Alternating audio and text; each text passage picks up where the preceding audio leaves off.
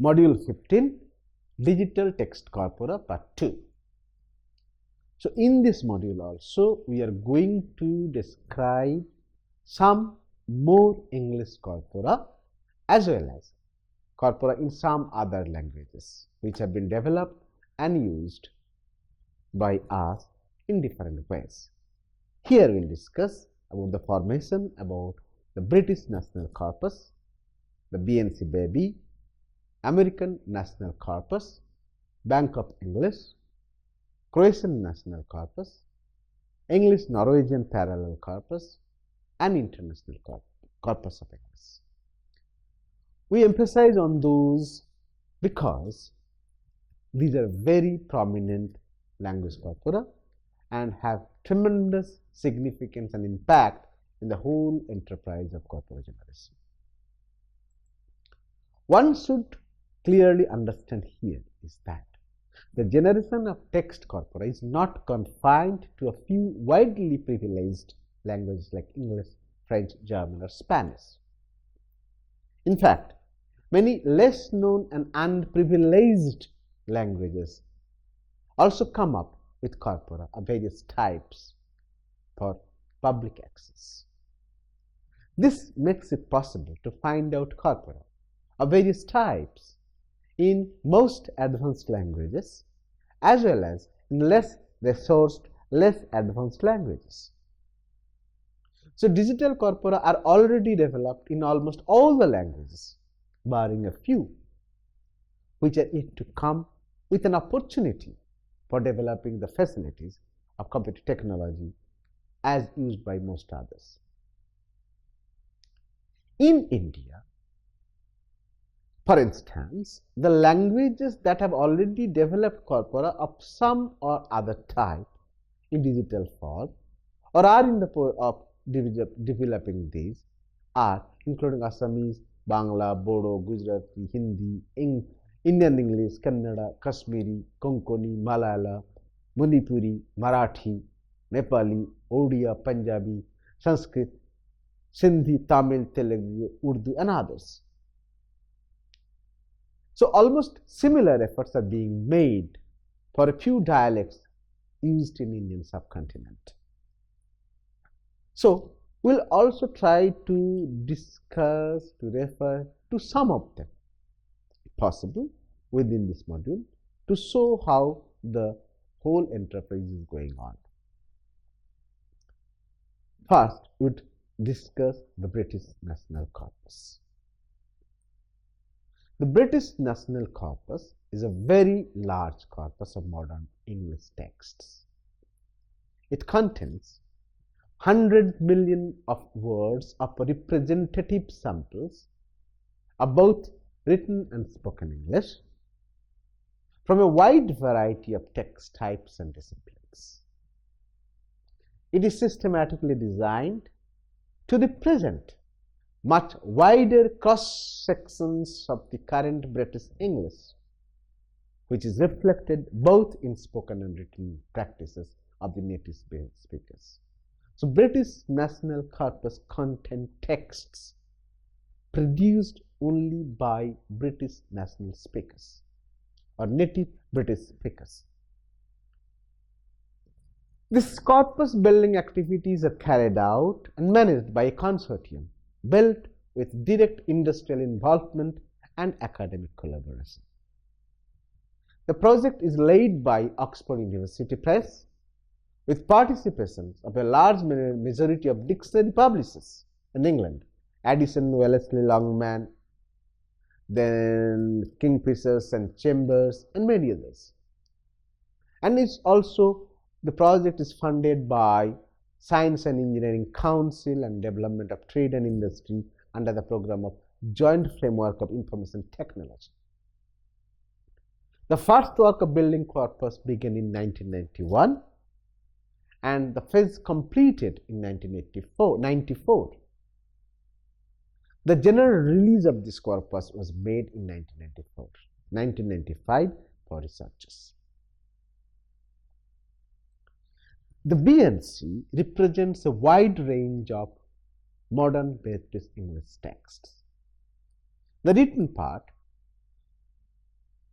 covers nearly 90% of the total text samples so far included into this corpus, which also includes extracts from regional and national newspapers, specialist periodicals, journals of all ages and interests, academic books and popular fictions, published and unpublished letters, and memoranda, school and university essays, and many other kinds of written texts. The spoken part comprises only 10% of texts, including a large amount of unscripted and informal impromptu conversations, recorded speeches selected from different age groups, regions, and social classes in a demographically balanced way. Also, it contains speech samples collected from different interactional contexts, from formal business talks to governmental meetings to radio shows to individual telephonic conversations. So what it says is that it has a very composite, diverse structure of texts, where most of the time the balance is tilted towards the written form of the text. 90% of the text of the BNC comes from the written sources, while 10% actually comes from spoken texts. So far, the BNC contains 500 million words comprising 5,000 plus text types. Of these, 1,000 plus text samples are transcripts of spoken conversations and monologues also. Each text is segmented in separate orthographic sentence units, within which words are assigned to a word class or a parts of speech. So here text is also available in certain level of annotated form. The text segmentation is as well as word classifications is carried out automatically, mostly with slight human supervisions using like clause system, which stands for Constituent Likelihood Automatic Word Tagging System. So this British National Corpus distinguishes 65 parts of speech. These parts of speech are well documented and implemented on the BNC by text encoding initiative. At present, it is fully downloadable version, usable up any platform, and the wide diversity of the text types as well as the synchronic schematic representations of annotated version of the text makes BNC a highly useful resource for research in morphology, lexicology, lexicography, semantics, artificial intelligence, language technology, NLP, and literary studies, speech synthesis, speech recognition, and many other fields of linguistics. For all Indian languages, perhaps we need a kind of corpus like that of BNC. The next one is the BNC Baby. The BNC Baby is developed as a subset corpus designed with a database only of 4 million words, which are extracted from the mother corpus, the British National Corpus. This corpus carries detailed and elaborate information of documentation of the corpus text and their contents, as well as full demonstrations of the materials for using it in the English language teaching purposes. So BNC Baby is basically designed for the purpose of teaching English as second language as well as first language in different domains. Thus, this corpus includes 4 major types of text of modern British English. They have large collections of informal conversations, then some part of academic prose, some part of fictions and imaginative writings, and some newspaper texts. So that means it gives the learners a good scope to know how English is being used in 4 different more measured domains, and if there is any difference in those texts in different ways. The text samples are annotated with information of parts of speech at the word level, so that words are easily retrieved and detailed information of metadata is also kept. The BNC baby is made with a clear intention for using it in teaching and learning purposes. The actual data, the examples, and information found in the corpus are actually largely tailored to address the purpose of the community. So the corpus is supported by a tool which is known as Zyra, an open source indexing program which is separately developed to address various requirements of the learners while they are accessing BNC baby for their learning process of English.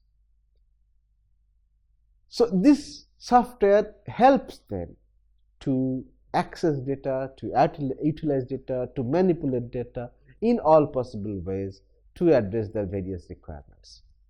So BNC baby is made with a specific goal. Perhaps similar kinds of things can be thought of for Indian languages. Now we can look at the American National Corpus. As you know that the main task of corpus building, the first work of corpus building started in US. But in the meantime, when the project for American National Corpus development started, it was too late for them, because by this time, not only in UK and some other parts also, the entire task of corpus building was in full swing. So American people, for the first time here, we find that they start a little late than other countries. The American National Corpus is designed and developed to gather a representative language database of modern American English, which can be compared to BNC. The analysis of BNC demonstrates that due to several differences in language used in 2 separate countries, the BNC cannot be used as useful rational referential resource for American English. So they need something of American English in the similar form of that of BNC, so that cross-lingual comparison across Atlantic is possible. This leads to generation of ENC of modern American English that will be used significantly contribute to linguistic research as well as to provide rich rational resource for education at all levels. The goal of ANC is to obtain a large corpus database of at least 100 million words, which will become sufficiently comparable to that of the BNC. It is almost complete now, and the data is collected from the consortium of publishers of American English dictionaries as well as from the publishing companies having interest in language and linguistics in general. The Linguistic Data Consortium, located in Pennsylvania University, is also providing necessary texts to the corpus besides initial financial and technical supports for the service or success of the project. If you look at the data available here, the total corpus size is now at present 150 million words now included into it. So They have the text classification schemes here. In the table, as you can see, is that they have the spoken text are taken from the call home calls, switchboard spoken texts, Charlotte narrative spoken texts. Then written texts are coming from New York Times, Burley's Travel Guide, Slate Magazine, and various non-fictions. So ANC, like that of British National Corpus, or BNC, also constitute data from written text and spoken text. So these are the details about the composition of American National Corpus, but that can be referred to the original text. This is not necessary to give full details here. I'm going to the next issue, next important corpus, which is called Bank of English. The Bank of English is a huge collection of samples of modern English, both in written and spoken, developed in electronic form for analysis of form, meaning, grammar, usage of English words. It was first launched in 1991 by Cobalt and the University of Birmingham. Since 1980, the Cobalt Group, located at the School of English at the University, has been collecting a corpus of modern English text in electronic form for the purpose of dictionary compilation as well as for language study. So, Birmingham English corpus, the Bank of English, is basically initiated by Collins Cobalt project to collect large scale amount of data for two purposes: to compile a usage-based dictionary first, second, corpus or usage-based dictionary first, and second is to study the language in use. In 1991, the HarperCollins takes an initiative to increase the corpus database to 200 million words. The goal is to use it as a basic resource for generations of authoritative reference publications of language and linguistics.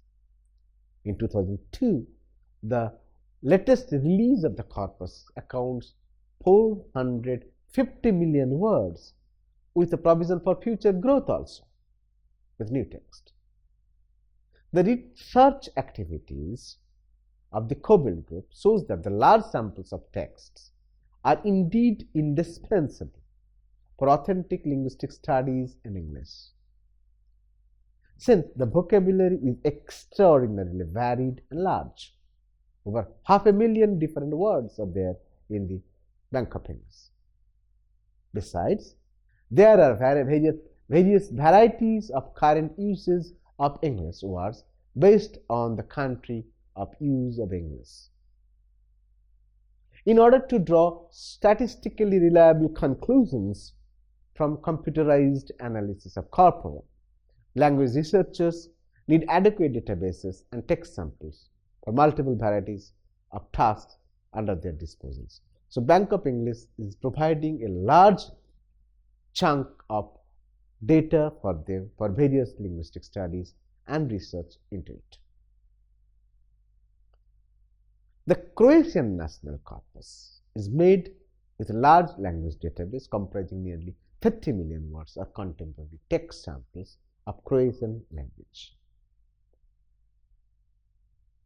In fact, the analysis of corpus produces a large list of non-lemmatized tokens which are derived by compiling lexical resources, including the Croatian National Dictionary and Croatian language teaching materials. The corpus is now augmented with new data of representative Croatian texts from other older text and comparative text materials available. After the compilation, the entire corpus now generates a lexicon of 1 million Croatian words. And this is a huge collection of Croatian words, both in their inflected and base forms that used in various words. So, Croatian National Corpus has made a revolution in the history of dictionary compilation in Croatians.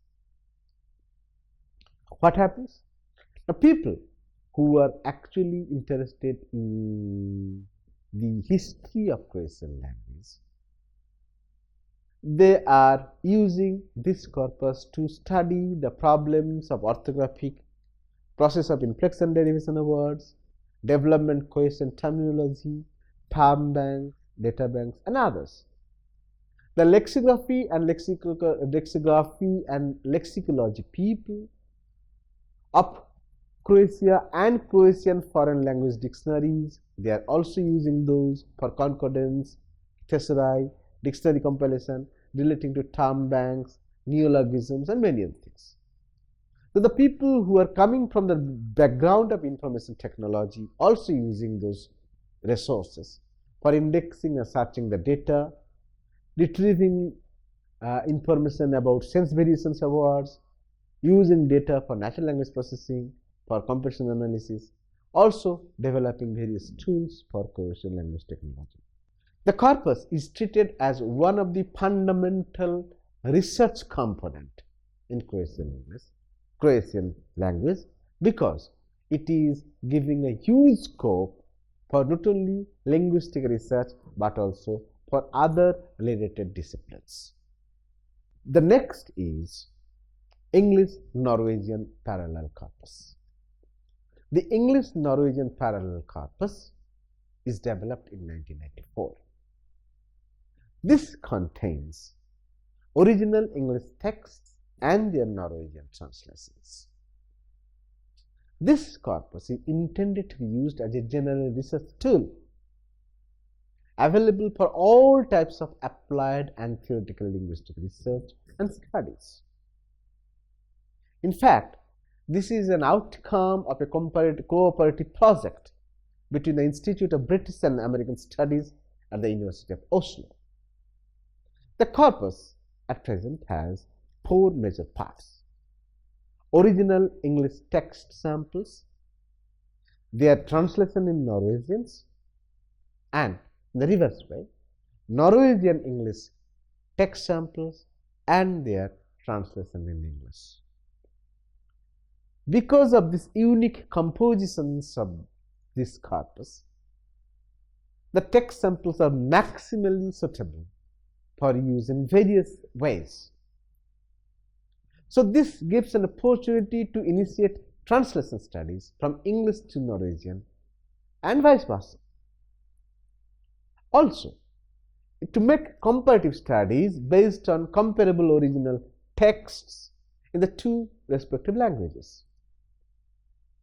Third, it gives opportunity to carry comparative studies based on particular texts and its translation. And fourth, it also gives an opportunity to conduct comparable studies between the original and the translated text.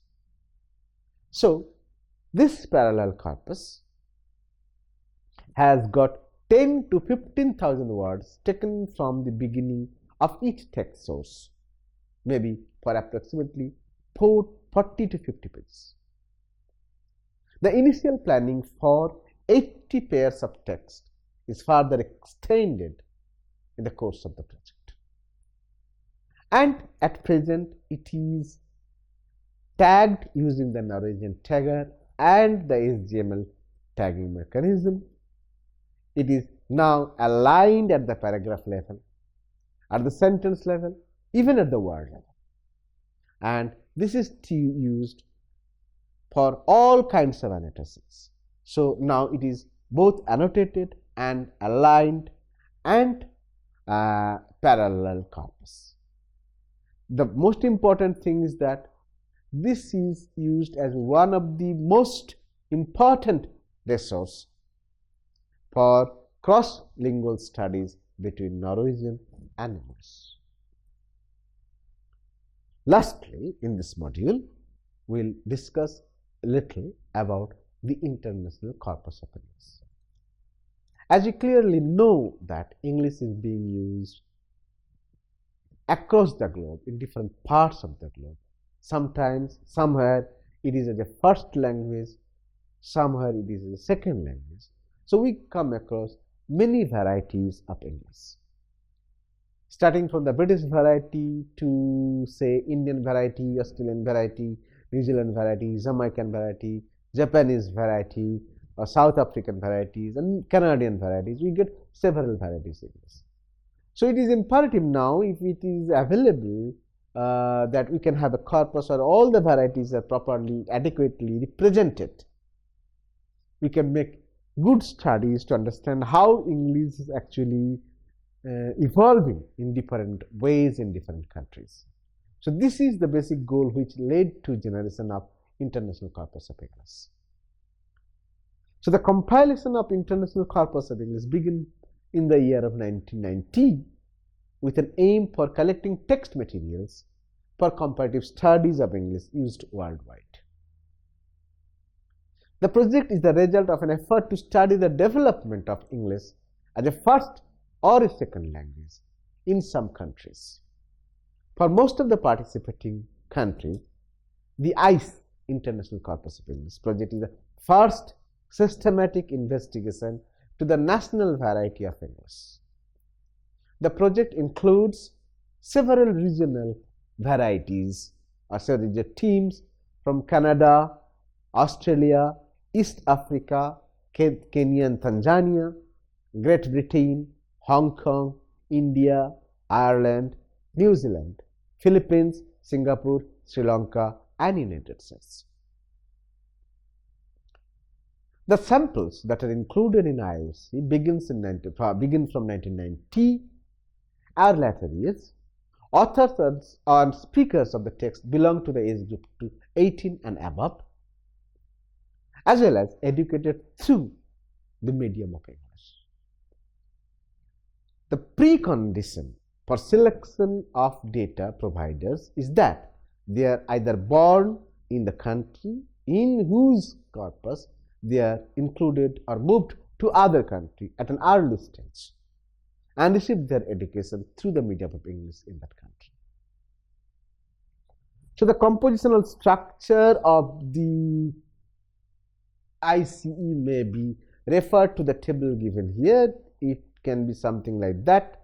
There are 180 texts from the dialogues, where 100 texts from private part, where conversation parts contains 90 texts, phone calls contains 10 texts.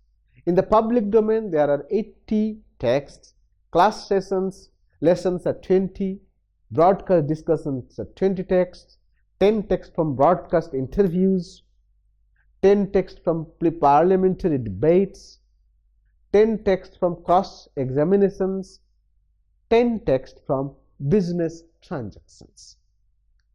In cases of monologues, we have got 120 texts here, out of which 70 are unscripted texts and 50 are scripted texts.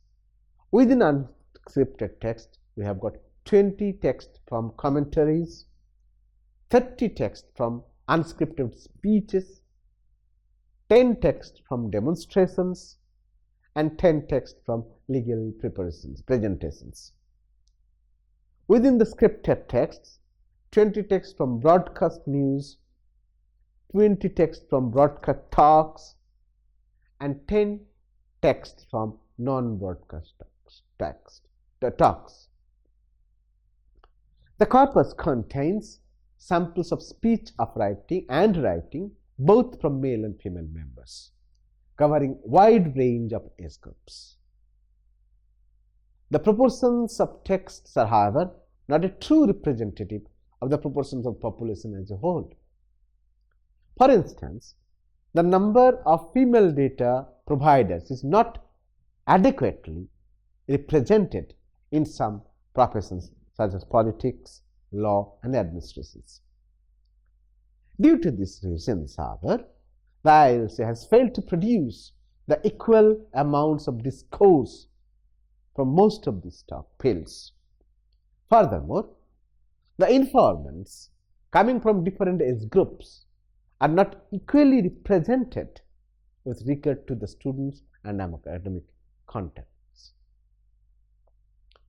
The non-printed texts are also included in this IC. There are nearly 50 texts 20 texts are produced from student writings, 10 from student essays, 10 from exam script, 30 letters, 15 letters from social letters, 15 from business letters.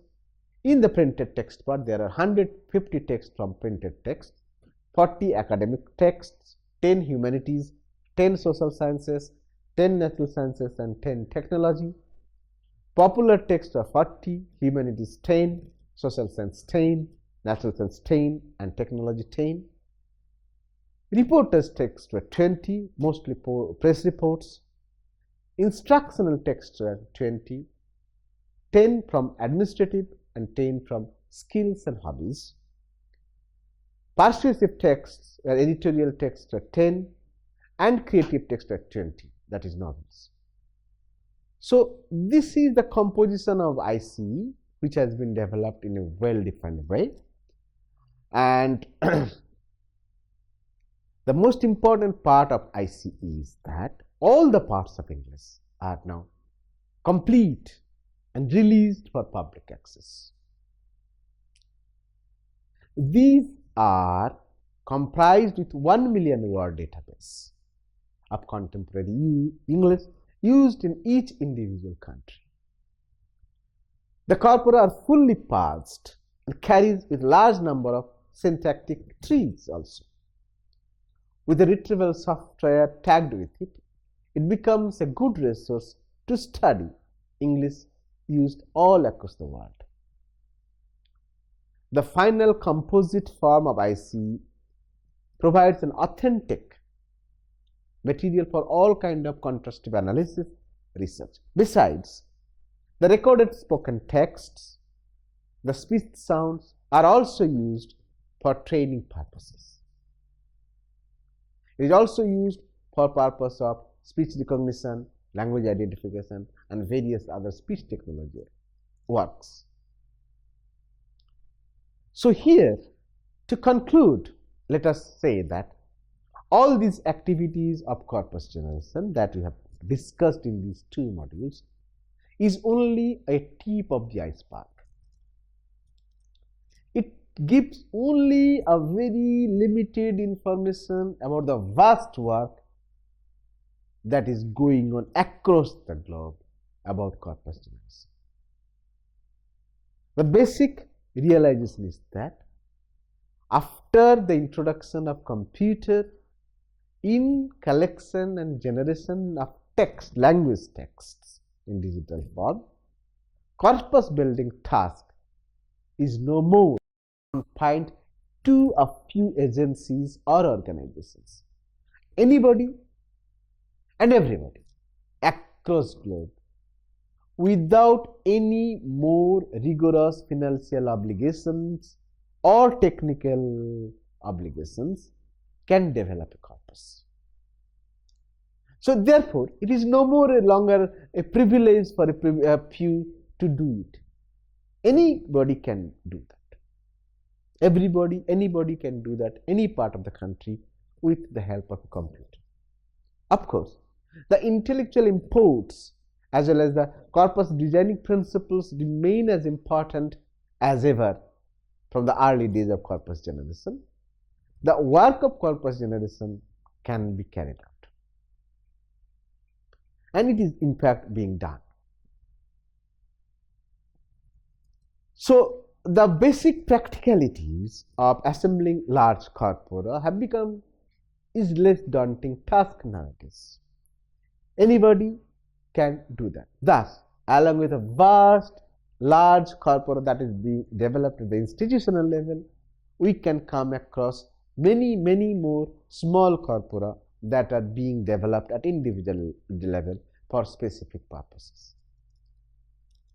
I would conclude here with a very clear statement is that generation of corpus is no more a complicated task now.